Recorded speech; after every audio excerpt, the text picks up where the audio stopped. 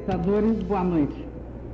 Temos recebido nesses últimos meses, aqui na TV Gazeta e na Escola Superior de Ciências, uma quantidade de cartas e consultas relacionadas com os discos voadores, começando com a denominação oficialmente adotada pelo professor Flávio Pereira, nos cursos que vem ministrando em São Paulo sobre o assunto. Em atenção a essas inúmeras solicitações, encaminhadas por estudantes de ginásio, colégio, cursinhos de universidades, por cientistas de vários institutos localizados na Grande São Paulo, por oficiais das nossas Forças Armadas, entre os quais o comando da Base Aérea de Cumbica, e também por telespectadores interessados nesta extraordinária aventura humana, que é a conscientização da presença de seres extraterrestres e de suas naves em nosso planeta, em atenção a todas essas camadas da população que vêm acompanhando o programa Inteligência, a TV Gazeta e a Escola Superior de Ciências solicitaram ao professor Flávio Pereira que se dispusesse, nesta noite, a responder a algumas das perguntas que nos chegaram e que passo a formular ao professor. Professor, boa noite. Boa noite, Leonina. Como o senhor justifica o uso da expressão ufologia? Bom, no começo da história dos estudos a respeito dos discos voadores, muito se discutiu sobre o nome da disciplina que se especializaria no estudo, na análise desse fenômeno. Porque, como toda ciência, esse estudo tem que partir de um fenômeno, e não da teoria ou da especulação.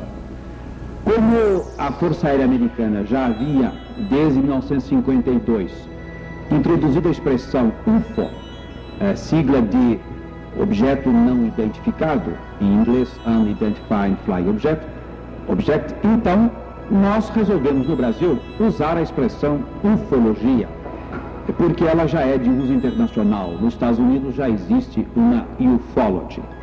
Então a ufologia é o estudo científico desses objetos, das suas consequências para nós, das circunstâncias de que se reveste a observação, o avistamento, como que queiram chamar. É, portanto, um neologismo, mas que já justifica. Pois não.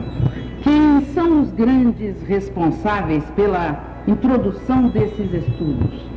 Na verdade, foi a Força Aérea dos Estados Unidos a entidade que inaugurou estudos sérios, estudos meticulosos, científicos, metódicos sobre esse fenômeno. A Força Aérea Americana é que, digamos assim, batizou os discos voadores de UFOs, ou de objetos não identificados. E é claro que todo o trabalho que a Força Aérea Americana e depois as Forças Aéreas de muitos outros países, inclusive a Força Aérea Soviética, a Força Aérea Brasileira, mas outros ramos também das Forças Armadas, o objetivo era identificar, quer dizer se eram ou não terrestres. Então foi esta a preocupação. Mas note o telespectador que essa denominação, cuja paternidade se deve à Força, à Air Force, a Força Aérea dos Estados Unidos, esta denominação já se generalizou. Nós estamos aqui com alguns documentos importantes para ilustrar o gabarito de que se reveste esta ufologia internacionalmente. Por que o senhor faz distinção entre ufologia civil e ufologia militar? Esse telespectador que perguntou isso está muito curioso. Realmente, a ufologia é uma só, mas os métodos diferem. É evidente que as Forças Armadas detêm critérios diferentes dos critérios usados pelos agrupamentos, pelas sociedades civis. Ufologia militar é no sentido de encarar os discos dentro do consenso da doutrina da segurança nacional. Os telespectadores sabem que todo país tem a sua segurança, sua doutrina, quer dizer, um corpo de princípios pelos quais a nação, o país, o poder responsável pelo país, pelo Estado, pauta o seu comportamento diante de todos os fenômenos. Estamos vendo agora o caso do MiG, o avião soviético que foi levado para o Japão. Está provocando um problema da segurança, tanto da Rússia, quanto do Japão, quanto dos Estados Unidos.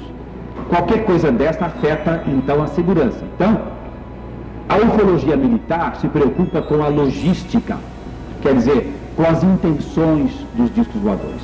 A ufologia civil se preocupa mais com o aspecto do disco como fenômeno, o disco em si, o veículo, os seus tripulantes, a sua procedência.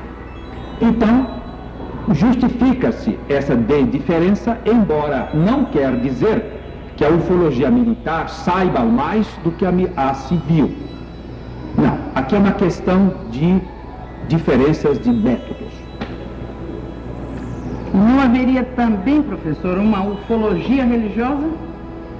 Ufologia religiosa é uma expressão interessante esta, porque a tendência humana é claro que explicar o problema máximo e o último problema é sempre a origem do homem, o destino do homem, para onde vamos, de onde viemos. Não é? Essas perguntas filósofos e filósofos, líderes religiosos de todos os cores e todos os credos tentaram responder até agora. A ciência também procura responder.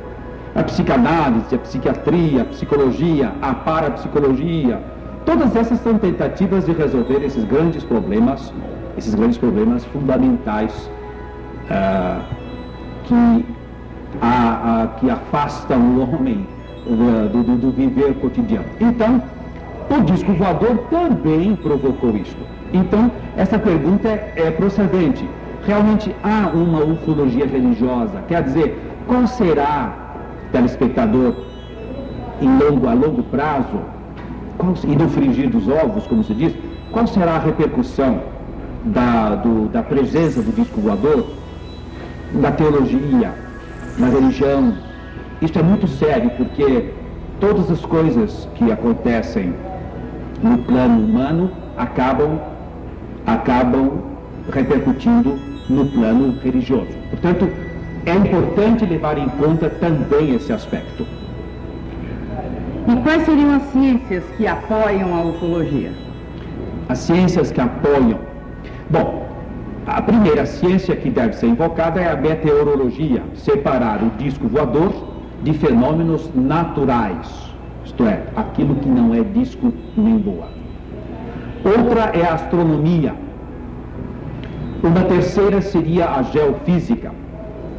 Por exemplo, nós estamos num ano cheio de terremotos e atividades vulcânicas em muitos lugares do mundo. Muitas vezes são observados fenômenos luminosos nas áreas sujeitas a vulcanismo e a terremotos. E muitas vezes são observados discos nas imediações. Então é preciso separar uma coisa da outra. Então vejam, eu citei a meteorologia, citei a geofísica, a astronomia. De que tipo de estrela poderá ter planetas favoráveis à vida? Ou será que existem civilizações extraterrestres em todos os planetas, fora do sistema solar? Então, a astronomia tem uma parte muito importante. Mas não nos esqueçamos de que, além da astronomia, nós estamos com a biologia, porque a biologia vai responder a essa pergunta: como serão os tripulantes eventuais que estão lá dentro do disco? Como serão as civilizações extraterrestres? Será que elas são como nós? Será que existe dinheiro lá? Existe conceito de Deus? Existe status? Então, são diversas as disciplinas que podem, vamos dizer assim, ajudar a informar o problema. A tecnologia industrial, professor, por exemplo, poderia ajudar a ufologia na solução de problemas? A tecnologia industrial? Sim. Sem dúvida, porque alguns casos muito raros recolheram-se recolheram-se fragmentos de objetos, como por exemplo o que aconteceu em Ubatuba, em São Paulo, em 57, na explosão de um objeto, de um disco voador. Foram recolhidas amostras que, durante mais de 10 anos, foram submetidas a análises por tecnologia industrial, por física atômica, por espectroscopia de laboratório, técnicas que servem à grande indústria que se baseia nos metais. E é possível que, e se comprovou, aliás, no caso desse disco voador de Ubatuba, se comprovou que era magnésio de um grau de pureza superior àquele que as fábricas terrestres poderiam fabricar ou produzir. De maneira que a tecnologia industrial está sendo chamada também a resolver determinados problemas referentes à natureza do veículo disco voador. De interesse bastante atual, professor, as atuais investigações da NASA no planeta Marte com os Vikings lá pousados e em franca atividade encerram algum interesse ufológico? Os Vikings? Leonora, dá licença um pouquinho que eu quero fazer um aviso aos telespectadores. Os interessados no próximo curso de ufologia, que pessoalmente eu estou ministrando a partir de amanhã, estão abertas as inscrições ainda. O curso é dado em nome da Escola Superior de Ciências no Instituto Danibas, na Rua Danibas 480, lá perto da Praça Pan-Americana, em Alto de Pinheiros. Esse curso tem a duração de 12 horas e interessa sobremaneira às pessoas que desejam ter uma ideia racional, científica, tranquila desse problema gigantesco que interessa a governos, ao povo, a todo mundo. Amanhã começará a 8ª turma do curso de ufologia.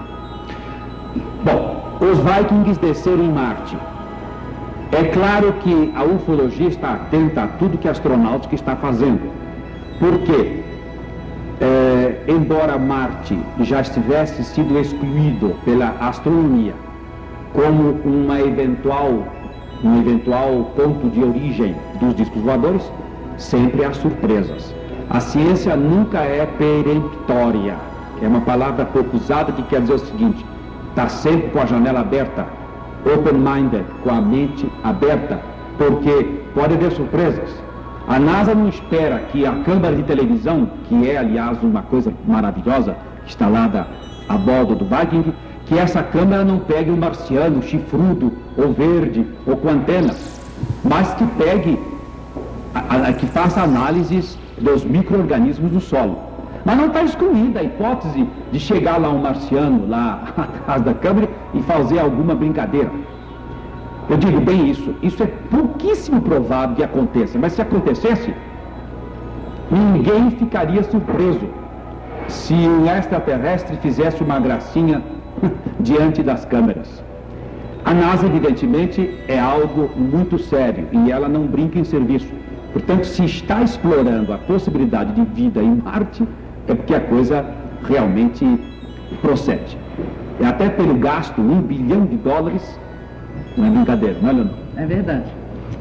Professor, podemos ver agora por outro enfoque, digamos, a psicologia e a medicina psicossomática, vem sendo mais fértil nos estudos sobre os discos voadores? Bom, nós vimos que as ciências físicas, as ciências naturais, a tecnologia industrial, a metalurgia, tudo isso importa na análise objetiva, científica do problema. Mas acontece que quem está observando o disco não é a câmera de televisão.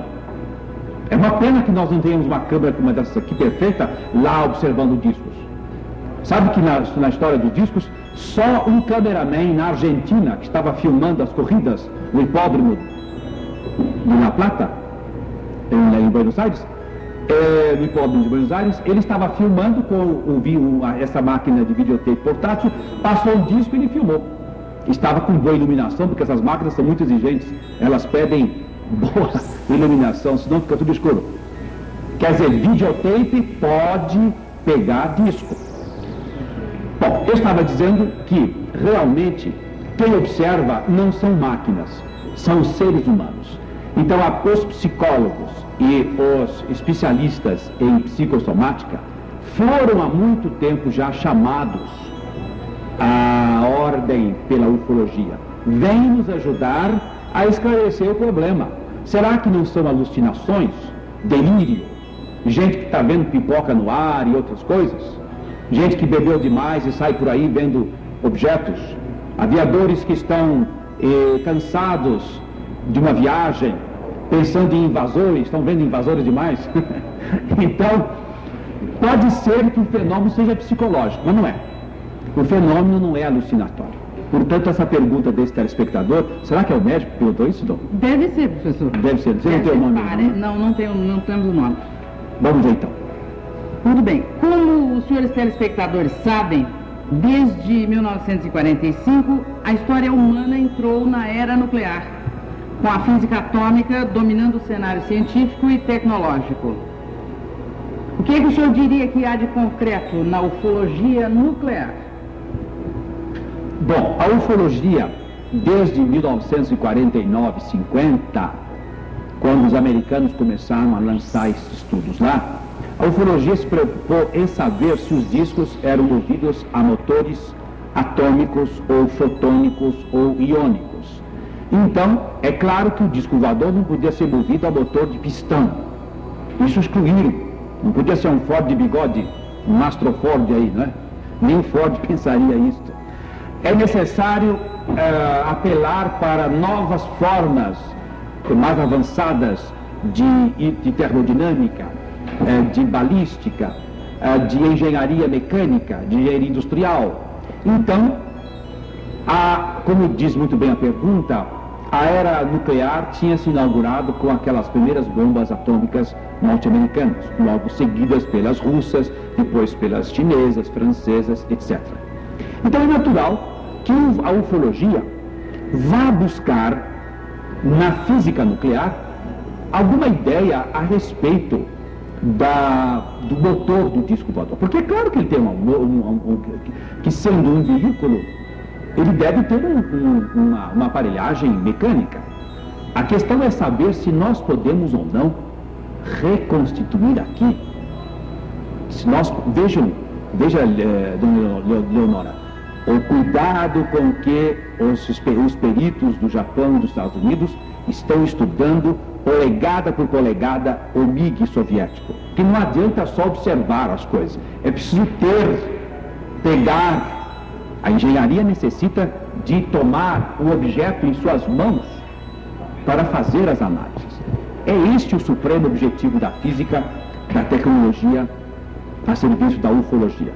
É, se possível, reconstruir aqui o nosso objeto, o nosso disco voador.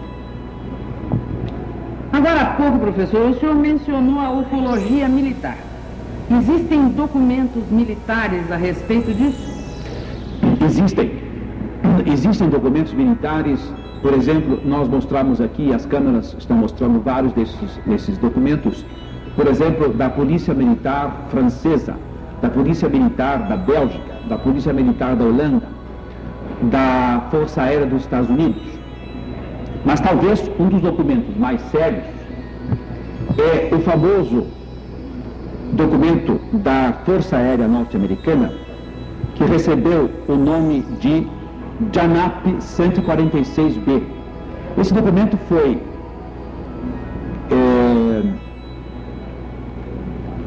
editado pela Junta dos Chefes de Estado-Maior do Comitê de Eletrônica das Forças Armadas dos Estados Unidos, em setembro de 1951. E esse documento, será que podemos mostrá-lo aqui? É uma cópia que mostramos com fidelidade aos telespectadores. Isto. Vocês podem ver que é um documento de estilo militar, com suas divisões. Tá bom, isso é suficiente. Me permita, eu vou ler um trechinho só do documento para os senhores sentirem o sabor militar do documento. É em inglês, eu vou traduzir já diretamente. Esse documento contém informação que afeta a defesa nacional dos Estados Unidos. dentro do que estipulam as leis de informação e de espionagem. Título 18, seção 793, 794. E a transmissão ou revelação do seu conteúdo, sob qualquer forma, a uma pessoa não autorizada, é formalmente proibida por lei. O que é que se refere? A que se refere isso? Informação a ser relatada imediatamente. Unidentified Flying Objects, quer dizer, disco voador na terminologia militar. E com que prioridade? A transmissão desses relatórios deve ser precedida pelos seguintes sinais: sinal de urgência, emergência, emergência do governo dos Estados Unidos. Quer dizer, se um documento, se o disco voador está sob esta quarentena, no documento desta ordem, isso é de 51, hein? Não é de 76, é de 51. Então, é evidente que essa documentação existe certamente agora. Professor Flávio, qual o setor ufológico que o senhor, como presidente da Comissão Brasileira de Pesquisa Confidencial de Objetos Não Identificados, considera de maior grau de complexidade intrínseca? Bom, apesar de muitos suporem que a questão do veículo em si, porque mexe com a física, com a termodinâmica, com as ciências espaciais, seja o mais complicado, na verdade, daquele elenco, daquele rol de problemas, o mais complexo, o mais sério é o que envolve o contato entre nós e eles. Porque esse contato coloca em xeque e em choque toda a nossa estrutura existencial, histórica, cultural, científica. Todas as vezes que na espécie humana, que na história humana, houve contactos com outros seres inteligentes, inesperados, houve um abalo histórico. Os senhores todos sabem que não se supunha na Europa que a América tivesse índios. Aí existe até um livro escrito no Brasil pelo embaixador Afonso Arinos de Melo Franco, e acho que foi ministro do exterior do presidente Jânio Quadros, ou do governo Jânio Quadros. Esse embaixador escreveu um livro chamado, o pai dele deve ser, escreveu um livro chamado O Índio Brasileiro e a Revolução Francesa. A Europa ficou, a ciência europeia ficou tão estupefacta, estupidificada é a palavra, com a descoberta de índios na América, de seres humanos na América, que isto favoreceu a Revolução Francesa. E a Revolução Francesa favoreceu a Revolução Americana. A Revolução Americana favoreceu as outras coisas todas. Então, para alguém escrever um livro sobre o índio brasileiro e a Revolução Francesa, é porque a coisa foi muito séria.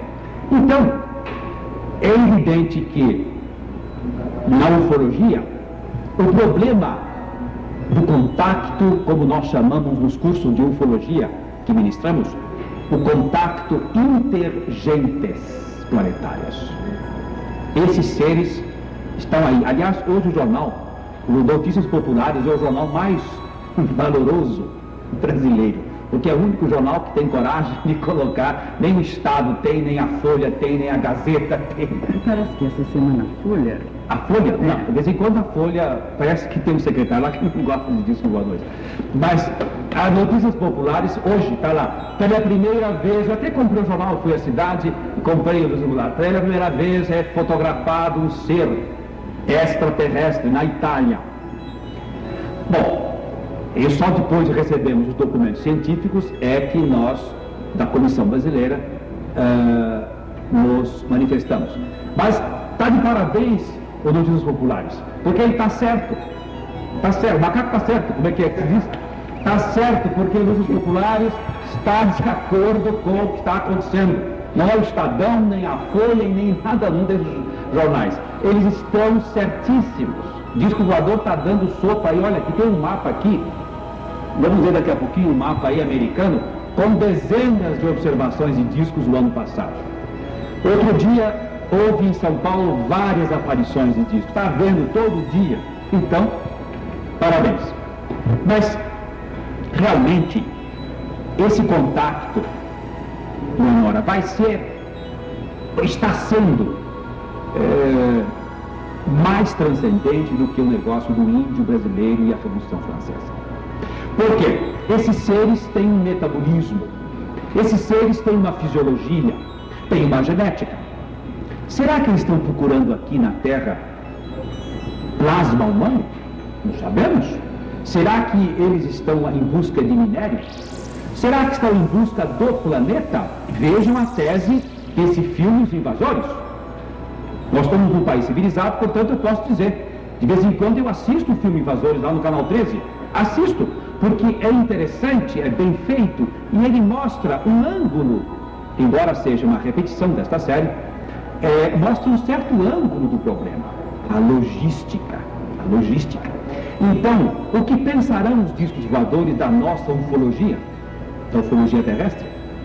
Então, essa pergunta realmente é muito importante e o telespectador formulou-a, está com a pulga atrás da orelha, está com o UFO atrás da orelha, porque realmente a coisa é séria. Você não acha, Leonor? Realmente é um assunto bastante sério. E me parece que nos Estados Unidos os métodos científicos, não sei, professor, qual é a sua opinião, estão servindo para análise desses contatos entre seres humanos e terrestres e extraterrestres? Estão servindo, sim, porque é claro que o ideal seria fazer um teste de laboratório com os seres, mas não se pode fazê-lo. Então, como é que nós vamos observar? Como é que Pero Vaz Caminha descreveu os índios? Não tirou uma fotografia, porque não havia fotografia ainda. Nem os portugueses tinham descoberto fotografia ainda. Eles tinham descoberto a caravela, né? Tinham desenvolvido a caravela, que era um navio cósmico do século XIV, XIV, XV, XVI. A maravilha da engenharia daquele tempo. Ele descreveu numa carta a El Rei Dom Manuel, uma carta cheia de minúcias a respeito da paisagem do Brasil, das belezas, do céu do Brasil e o índio, que foi uma coisa assim extraordinária descrever esses personagens que existiam aqui e que a Bíblia não menciona. A biologia europeia não se ensinava nada, então foi uma surpresa extraordinária. Ora, nós não temos ainda um ufonauta para trazer aqui no laboratório de psicologia e um estudo tranquilo, um estudo a dois, porque os discos também devem estar estudando a Terra, evidentemente. Eles devem estar nos estudando também, talvez até captando esse programa de televisão. Há pessoas que pensam que os discos detêm uma capacidade de registrar tudo isso que ocorre no campo das telecomunicações. Não nos esqueçamos de que eles podem interceptar correntes elétricas, seja de um automóvel, seja de uma usina hidrelétrica. Mas é preciso estudar o problema da biologia, da psicologia, das intenções e projetar neles, inicialmente, a nossa psicologia, senão nós faremos ficção. E ufologia é ciência, não é ficção científica. Então estamos fazendo Ibope interplanetário aqui, né, professor? Certamente. E oxalá seja um Ibope bem exato, né? Esse da turma. Tudo bem. O senhor acha que os cientistas da Europa e dos Estados Unidos estão a respeito do problema da origem e dos objetivos dos discos voadores em que nível? Os cientistas da Europa e dos Estados Unidos estão muito avançados, muito adiantados. Eles, nos últimos 20 anos, silenciosamente, sem aparato, sem entrevista em televisão, sem nada, eles estudaram minuciosamente o problema.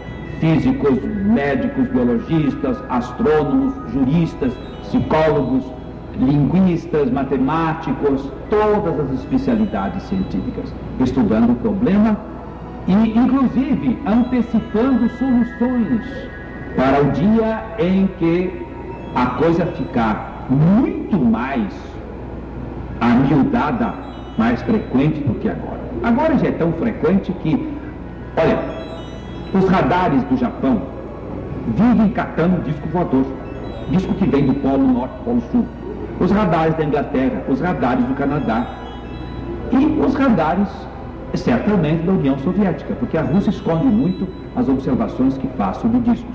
Interessante que ela esconde, embora a Rússia soviética seja um dos países em que oficialmente se declara que a vida extraterrestre é uma certeza, por causa é uma consequência da filosofia adotada naquele país. Eles não esperam a verificação, eles já afirmam isso.